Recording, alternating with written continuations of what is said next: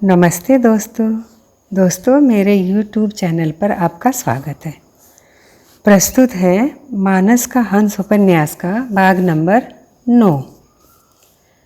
क्षितिज पर काशी दिखलाई पड़ने लगी। गंगा दूर से रुपहली गोटे की पट्टी जैसी चमक रही थी।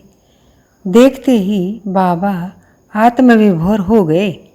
गंगा की ओर हाथ बढ़ाकर मस्ती में कविता फूट पड़ी।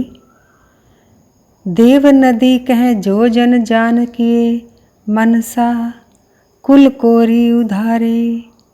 देखी चले भंग रही सुर नारी सुरेश बनाई विमान संवारे। पूजा को साजू बिरंची रजई तुलसी जे महतम जान निहारे। ओक की नींव परी हरिलोक बिलोकत गंग तरंग तिहारे। गाड़ी ज्यों ही कुछ और आगे बढ़ी त्यों ही सबको सामने वाले पेड़ पर एक शव लटकता हुआ दिखाई दिया। रामू बोला, लगता है किसी को फांसी दी गई है। और आगे बढ़ने पर सारा दृश्य स्पष्ट रूप से दिखाई देने लगा। 3 सिपाही वेशधारी और एक मूल्यवान वेशधारी सरदार की लाशें पड़ी थी। उनसे कुछ हटकर लहू के ताल में डूबी एक स्त्री की लाश थी। फांसी पर लटका हुआ शव भी जगह जगह से रक्त रंजित था। कौवे वृक्ष पर कांव कांव मचा रहे थे और कुत्ते लाशों से जूझ रहे थे। आकाश पर कहीं से उड़कर आते हुए गिद्धों का छोटा सा झुंड भी दिखलाई दे रहा था। दृश्य देखकर हर एक का मन भारी हो गया था। गाड़ी लाशों से जरा सरकाकर निकाली जाने लगी। बाबा अत्यंत करुण स्वर में निरंतर राम राम जपने लगे। गाड़ी स्त्री के शव से जरा आगे ही निकली थी कि बाबा तनिक हड़बड़ाकर बोले, गाड़ी रोक दो। रामू, यह लड़की पानी मांग रही है, अभी मरी नहीं है। कहने भर की देर थी कि रामू चट से गाड़ी पर से कूद पड़ा और उस स्त्री के सिरहाने के पास पहुंचा। सचमुच वह पानी मांग रही थी। तब बेनी माधव लोटा लिए पास आ गए। पानी पानी कराहता हुआ धीमा स्वर दोनों के कानों में पड़ रहा था। बेनी माधव ने झुककर चुल्लू से उसके अध खुले होठों में पानी डाला। पानी का स्पर्श पाते ही गर्दन थोड़ी हिली। राम राम जपते हुए बेनी माधव ने उसके मुंह पर पानी का एक हल्का सा छींटा दिया। युवती ने आंखें खोली।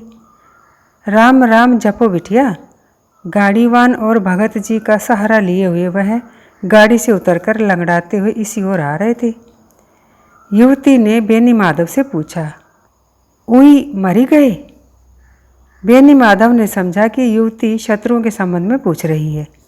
प्रेम से आश्वासन दिया, हाँ बिटिया, अब तुम्हारा कोई भी शत्रु बाकी नहीं बचा। राम राम जपो। युवती की आंखें मुंद गई। हमफनी तेज हो गई। बाबा तब तक निकट पहुंच चुके थे। बेनी माधव जी निरंतर जोर जोर से राम नाम जप रहे थे। बाबा जब उनके सिरहाने पहुँचे तब उसके होंठ फिर पानी के लिए बुदबुदाए। बेनी माधव अपनी रामधुन में युवती के होठों की हरकत पर ध्यान न दे पाए। रामू ने लोटे से एक चुल्लू जल लेकर उसके होठों में डाला।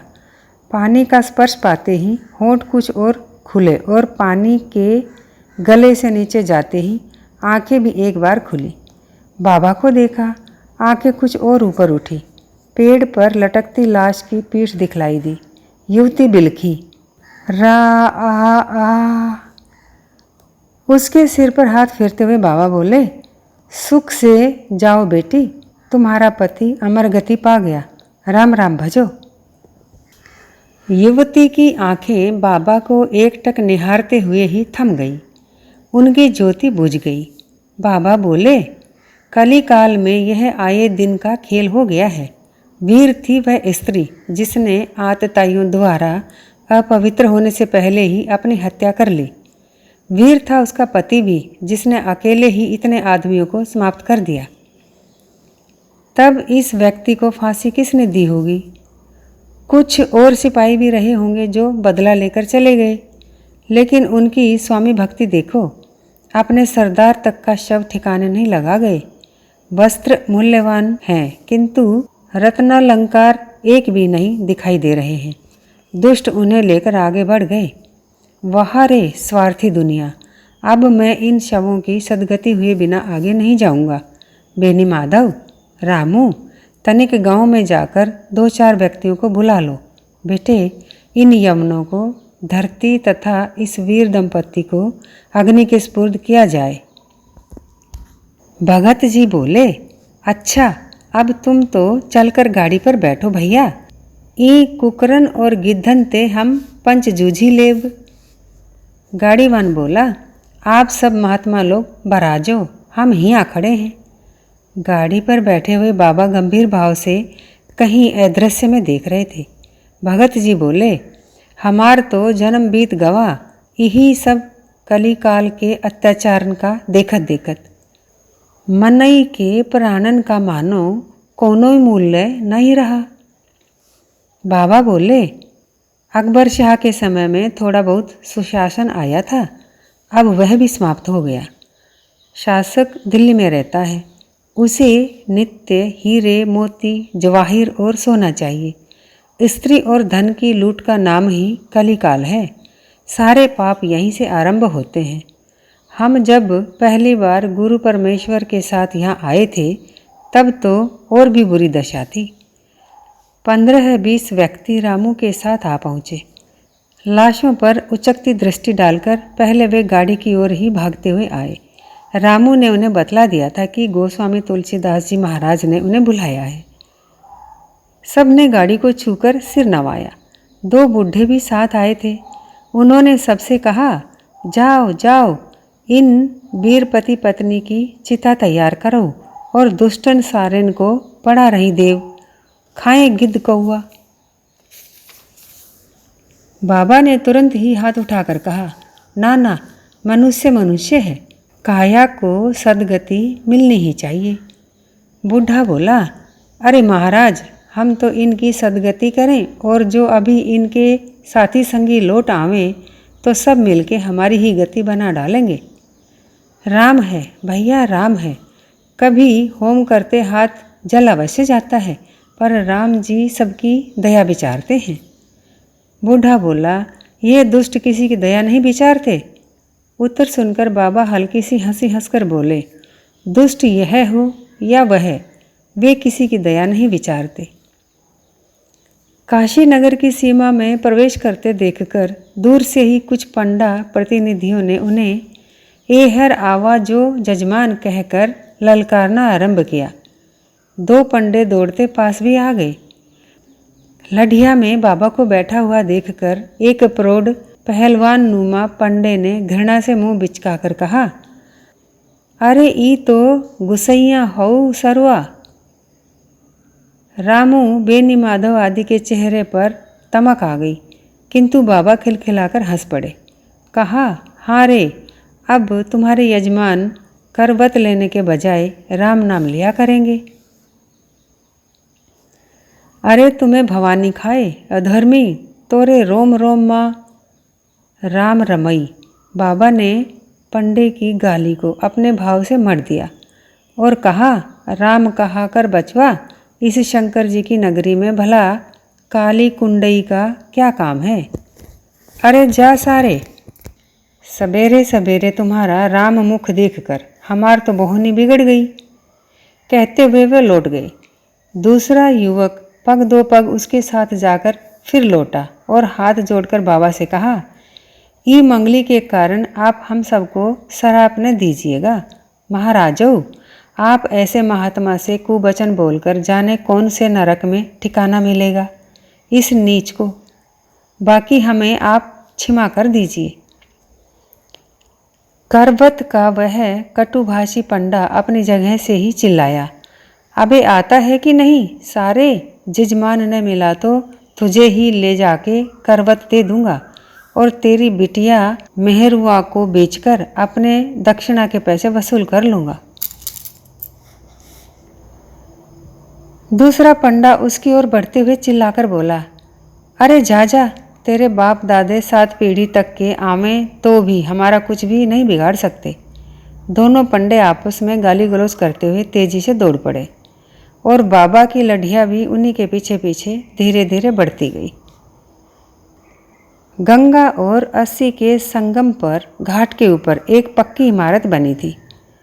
उसके पहले एक अखाड़ा भी था जिसके ऊपर छप्पर छाया हुआ था और कई बालक, युवक और प्रौढ़ लोग वहाँ दंड बैठकें लगाते, मुगदर घुमाते अथवा मालिश करवाते या फिर अखाड़े में कुश्ती लड़ते दिखलाई पड़ रहे थे। घाट पर भी थोड़ी बहुत भीड़ भाड़ थी। अधिकतर लोग घाट की सीढ़ियाँ अथवा चबूतरों पर बैठे पूजा मग्न थे। दूर से आए हुए कुछ देहाती स्त्री पुरुषों का स्नान भी चल रहा था।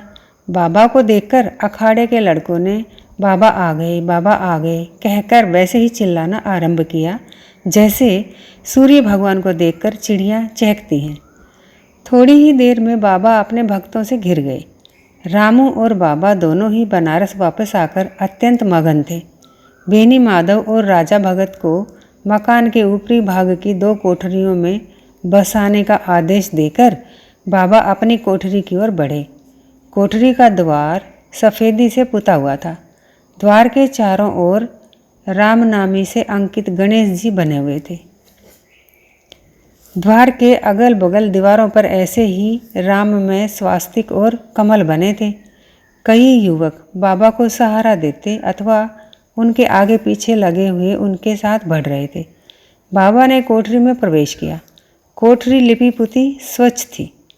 उनकी अनुपस्थिति में किसी भक्त ने चारों ओर गेरू और चूने से राम शब्द के बड़े ही कलात्मक और सुंदर बेल बूटे चीत दिए थे। चौकी के सामने की दीवार पर राम नाम की तरंगों में एक रामनामी हंस भी बनाया गया था और जिधर बाबा की चौकी लगी थी उधर दीवार में हनुमान की एक विशालकाय मूर्ति भी राम शब्दों से अंकित हो गई थी। चारों ओर देखकर बाबा मगन हो गए। बोले, वाह, तुम लोगों ने तो इस कोठरी को बैकुंठ बना दिया। किसने किया ये सब? बाबा को सहारा देकर चौकी पर बैठाते हुए एक युवक बोला, कन्हई इसे एक दिन पुतवा रहे थे तभी सुमेरु रंगसाज इधर आए। उन्होंने आपके नाम की कुछ मानता मानी थी, सो पूरी हो जाने पर बड़ा प्रसाद वरसाद लेकर आपके दर्शन करने आया था। उसी ने कहा कि हम इस कोठरी का राम श्रृंगार करेंगे। वाह, बड़ा राम भक्त है, उसका सदैव मंगल हो। आने के दूसरे दिन बाबा ने विश्वनाथ और बिंदु माधव के दर्शन की तीव्र इच्छा प्रकट की। उन्हें ले जाने के लिए डोली का प्रबंध हुआ। काशी का मध्य भाग अंतर्गृही कहलाता था और श्रेष्ठ पंडितों, सेठ, साहूकारों तथा संपन्न हाट बाटों से सदा जगमगाया करता था। क्षत्रिय, ब्राह्मण और बनियों की बस्ती इस भाग में अधिक थी। लगभग 36-37 वर्ष पहले राजा टोडरमल के पुत्र राजा गोवर्धनधारी ने सुल्तानों के समय तोड़े गए काशी विश्वेश्वर के मंदिर को फिर से बनवाकर नगर का तेज बढ़ा दिया था। भक्तों की भीड़ से मंदिर में बड़ी चहल पहल थी। ब्राह्मणों के समवेत मंत्रोच्चार से वह विशाल मंदिर गूंज रहा था। काशी विश्वेश्वर की पावन मूर्ति के पास पुजारियों और दर्शनार्थियों की भीड़ लगी हुई थी। गोसाई जी महाराज आ रहे हैं, राम बोलबा बाबा आ रहे हैं, हर हर महादेव, जय जय सीताराम आदि ध्वनियों से मंदिर का आंगन गूंज उठा। कईयों ने घृणा और उपेक्षा से मुंह भी बिचकाए, किंतु बाबा के लिए मार्ग बनता गया और वे मंदिर में पहुंच गए। मंदिर के पुजारियों में बाबा के विरोधी अधिक थे, किंतु महंत जी उनका बड़ा आदर करते थे। कुछ दूर से ही उन्हें देखकर महंत जी का मुख खिल उठा। बाबा सहारा लेकर बढ़ रहे थे, किंतु शंकर जी की मूर्ति को देखते हुए वे बड़े आनंद मग्न थे। दर्शन करते ही वे हाथ बढ़ाकर सहस्वर काव्य पाठ करने लगे। खायो काल कुटू भयो अजर असर तनु, भवनु मसानु गथ गाठरी गरद की, डमरू कपालू कर भूपन कराल ब्याल, बावरे बड़े की रीझ बाहन बरद की, तुलसी विशाल गोरे गात विलसित भूति, मानो हिमगिरी चारु चांदनी शरद की, अर्थ धर्म काम मोक्ष बसत बिलोकनी में, काशी करामाती जोगी जागती मदद की। अपना दुख दर्द आसपास के वातावरण को अंतर के उभरे भावावेश से रंग कर मानो सूर्य के प्रकाश में अंधकार सा विलीन हो गया। दृष्टि के सम्मुख केवल विश्वनाथ थे और वह भी भाव सरिता के मस्त प्रवाह में बहकर अपना प्रत्यक्ष स्थापित रूप परिवर्तित कर चुके थे। भाव के दूध में उमंग रूपी चीनी जैसे जैसे घुलती गई वैसे वैसे ही आँखों का स्वाद बदलता चला गया। मूर्ति के स्थान पर जागते जोगी मर्द की आकृति अपने आप उभरती ही चली गई। पिंगल वर्णी मस्तक पर जटाजूट से प्रभावित पावन गंगा जल, विशाल अरुणाभ नेत्रों की ज्योति की दमक, ललाट पर द्वितीया का चंद्र, भस्मीभूत सर्वभूषित दिगंबर वेशधारी परम कल्याणकारी शिव भोलानाथ गोसाई बाबा की आंखों के आगे खड़े श्रृंगी बजा रहे थे, जिसकी गूंज उनके रोम रोम में अद्भुत नाद जगा रही थी। बाबा एक के बाद एक 2-3 कविता सुनाते ही चले गए।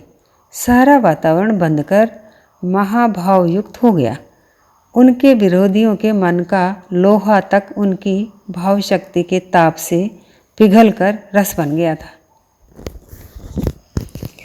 आहो ए शाला भोंडो गोसाई ए बार फिर ऐसे देखेची। लगभग 60-65 वर्ष के प्रकांड तांत्रिक पंडित रविदत्त लाल वस्त्र पहने, लाल टीका लगाए, लाल लाल आँखों से आग बरसाते हुए मंदिर में प्रविष्ट हुए। महंत जी ने हाथ उठाकर उन्हें शांत करना चाहा, किंतु रविदत्त जी का क्रोध उस समय और भी अनर्गल हो गया।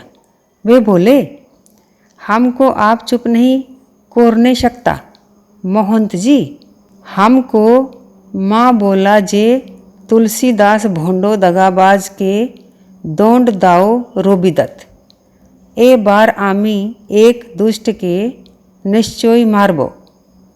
अपने कमंडलू से चुल्लू में जल लेकर ओम ओम अगच्छ अगच्छ मारे मारे मंत्र का पाठ जोर से आरंभ करके फिर धीरे धीरे होठों में बुदबुदाते हुए अंत में कर्कश स्वाहा शब्द के साथ झटके से हाथ उठाकर बाबा पर जल छिड़कना चाहा, किंतु पहले से ही सावधान रामू ने छपाक से आगे बढ़कर उनके उठे हुए चुल्लू को ऐसा झटका दिया कि पानी स्वयं रविदत्त के मुंह पर ही पड़ गया। अब तो रविदत्त के रोष का ठिकाना न रहा।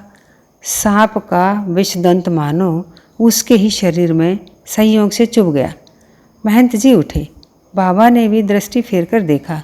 रविदत्त रामू को मारने के लिए झपटे। बेनी माधव और बाबा के आगे जो युवक खड़े थे वे भी उनकी ओर बढ़े। दर्शनार्थियों की कौतूहल भरी दृष्टि उस नाटक को खड़ी देखती रही। पंडित रविदत्त बावले की तरह से प्रलाप कर रहे थे। बाबा शांत स्वर में बोले, रविदत्त जी शांत हो। आप जैसे सुप्रतिष्ठित तंत्र विद्या विशारद। चुपकोर शाला भोंडो। एक युवक ने तैस में आकर पंडित रविदत्त की दाढ़ी पकड़ ली। बाबा ने उसे बरजा, कन्हई दूर हटो। फिर विनम्र स्वर में रविदत्त जी से कहा, देवस्थान में क्रोध प्रदर्शन न करें, मैं जा रहा हूँ। चलो हो राजा, कहकर बाबा ने भोले बाबा को प्रणाम किया और रविदत्त की तनिक भी परवाह न करके लंगड़ाते हुए बाहर निकल गए। रविदत्त चिल्लाते रहे। उन्होंने तुलसीदास को पृथ्वी से उठा देने की प्रतिज्ञा की। मंदिर के आंगन में अनेक भक्त गोस्वामी जी महाराज की महत्ता बखान रहे थे। और रविदत्त की निंदा कर रहे थे। एक ने कहा, अरे जब बटेश्वर महाराज जैसे प्रकांड तांत्रिक गोस्वामी बाबा का कुछ न बिगाड़ सके तो ई रविदत्तवा का उखाड़ लेगा।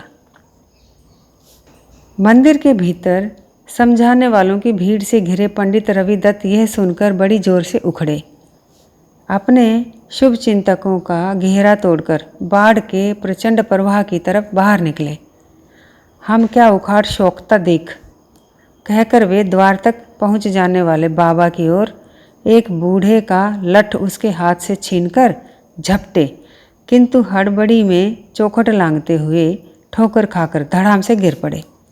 भीड़ में कुछ लोग उन्हें फर्श पर गिरा देखकर एकाएक जोश में बजरंग बली और बाबा विश्वनाथ की जय जयकार कर उठे।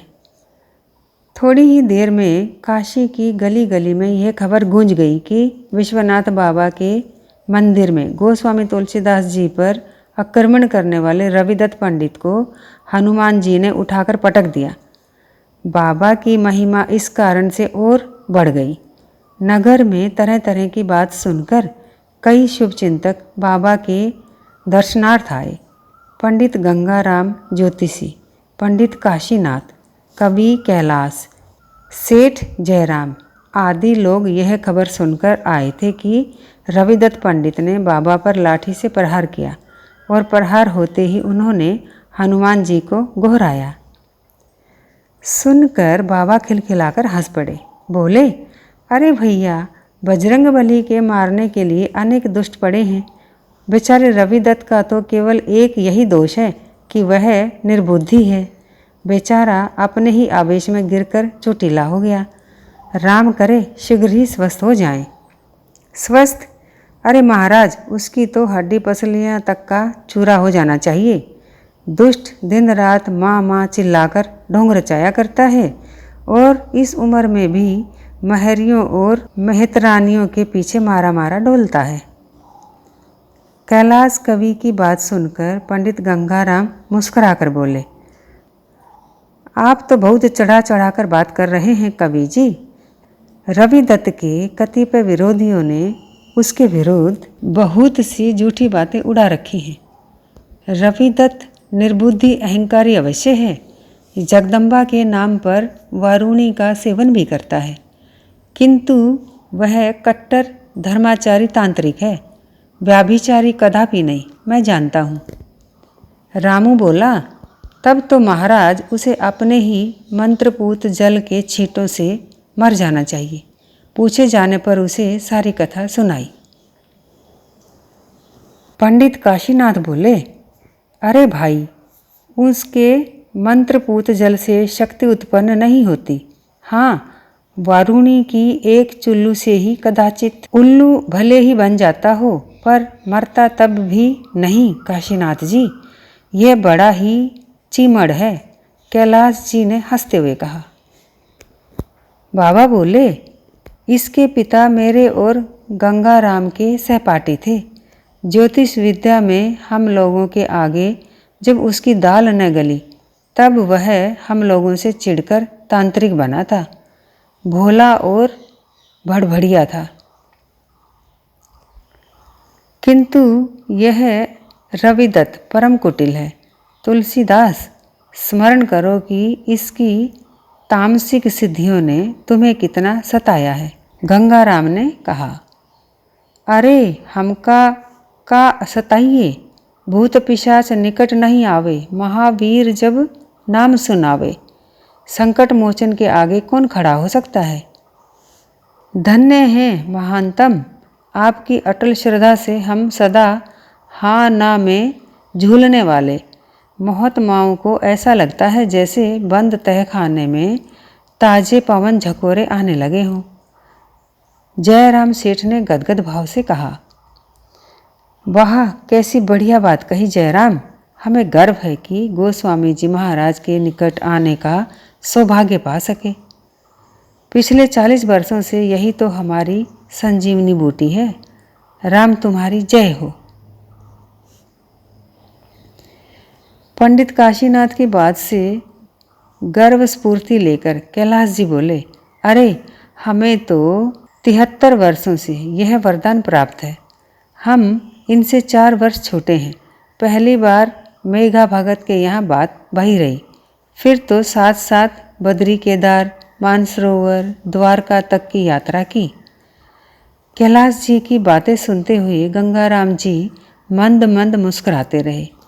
जब उनकी बात समाप्त हुई तो धीरे से गर्दन उठाई और कहने लगे, इन देवता को मित्र मानकर तुलसी, तुलसिया, राम बोला आदि कहकर पुकारने का सौभाग्य आप लोगों के बीच में सबसे पहले मुझे ही मिला था। 12-13 वर्ष की आयु से हम दोनों साथ साथ पढ़े हैं। राम भक्ति तो मानो इनकी घुट्टी में ही पड़ी है। पर भाई भूत से ये भी कुछ कम नहीं सताए गए हैं। है। कहो तुलसी, बताएं तुम्हारे हाल। बेनी माधव की उत्सुकता उनकी आंखों में गेंद सी उछली। बाबा बड़ी स्नेह भरी दृष्टि से अपने सहपाठी को देखते हुए बोले, सुनाओ सुनाओ, इन सब का मनोरंजन और मेरा आत्मालोचन होगा।